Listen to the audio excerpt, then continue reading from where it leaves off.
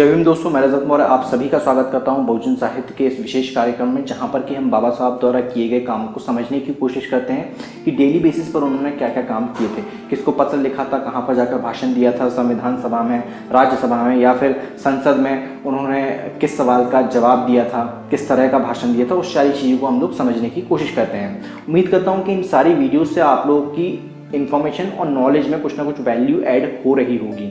अगर आप लोग चाहते हैं कि बहुजन साहित्य लगातार इसी तरीके से अपना काम करता रहे, तो आप सभी से निवेदन है कि बहुजन साहित्य की आप लोग आर्थिक मदद करें, फाइनेंशियल हेल्प करें।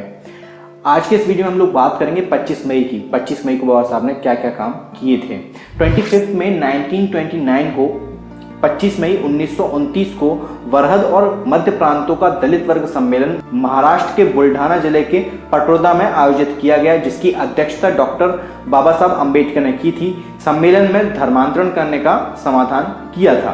25 मई 1936 25 मई 1936 को डॉक्टर BR अम्बेडकर ने श्री गायकवाड़ को एक पत्र लिखकर उनसे और यहाँ तक कि उनकी सह महिला कार्यकर्ताओं से मिलने की इच्छा व्यक्त की। वह लिखते हैं कि मुझे उन्हें अपने मेहमान के रूप में पाकर खुशी होगी, केवल उनके लिए अलग से ठहरने की व्यवस्था की जाए। 25 मई 1941 25 मई 1941 को डॉक्टर BR अम्बेडकर के अध्यक्ष के रूप में मुंबई में महार ज्ञानी पंचायत समिति की स्थापना की गई थी। 1956 में समिति का नाम बदलकर बौद्धजन पंचायत समिति कर दिया गया था। 25 मई 1943 25 मई 1943 को डॉक्टर अंबेडकर और फिरोज जोगेंद्र सिंह, A.K. कोए और वायसराय लिलिदगो ने चुनाव आयोग में जिन्ना और गांधी के पत्र पर चर्चा की और कुछ निर्णय लिया।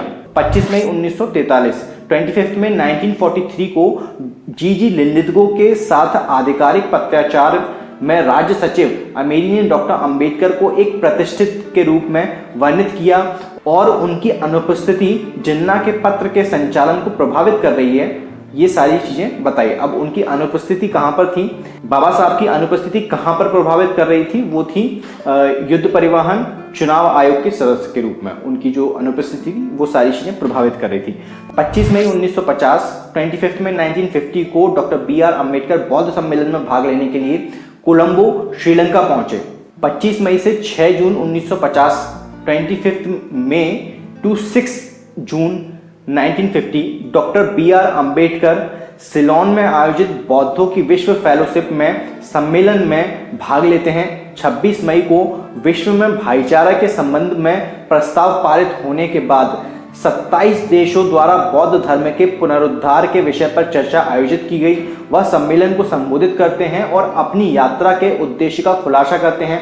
बाबा साहब कहते हैं, दुनिया में शांति सुनिश्चित की जानी है, यह केवल व्याख्यान से नहीं होगा। जो लोग मार्ग के गुण में विश्वास नहीं करते हैं, उन्हें इसे स्वीकार करने के लिए राजी किया जाना चाहिए। और यह स्पष्ट है कि जिन देशों में बौद्ध धर्म मौजूद है, उन्हें बलिदान करना चाहिए, स्थापित करना चाहिए कि मिशन और धन प्राप्त करें, ताकि वे न केवल सुसमाचार फैलाने का काम कर सकें, बल्कि पुरुषों और महिलाओं को अष्टांगिक पद 8-fold पाथ में परिवर्तित कर सकें। ये टिप्पणी है कि एक अर्थ में बाबा साहब का यह भाषण बौद्ध आंदोलन का एक वैश्विक दृष्टिकोण है। इस भाषण के ऊपर अगर आप लोग कहेंगे तो मैं डिटेल में वीडियो बना दूंगा। नीचे कमेंट करके बताइएगा कि क्या इसके ऊपर एक डिटेल वीडियो आप चाहते हैं इस भाषण के ऊपर, जहां पर कि हम बाबा साहब के बौद्ध धर्म के ऊपर एक वैश्विक दृष्टिकोण को समझ पाएंगे। उम्मीद करता हूं कि इन सारे वीडियो से आप लोग कुछ ना कुछ बेनिफिट हो रहा होगा। मैं रजत मौर्य मिलता हूं आपसे अगले वीडियो में। ये वीडियो आप लोगों को कैसा लगा नीचे कमेंट बॉक्स में कमेंट करके जरूर बताइएगा। अगर आप लोगों को बहुजन साहित्य का काम पसंद आता है, अगर आप लोग चाहते हैं कि बहुजन साहित्य लगातार इसी तरीके से अपना काम करता रहे, तो आप सभी से एक रिक्वेस्ट है कि बहुजन साहित्य की आर्थिक मदद करें, फाइनेंशियल हेल्प करें। उसके लिए लिंक आपको नीचे डिस्क्रिप्शन बॉक्स में मिल जाएगा। उसके माध्यम से आप बहुजन साहित्य के सदस्य बन सकते हैं या फिर एक बार भी भुगतान कर सकते हैं।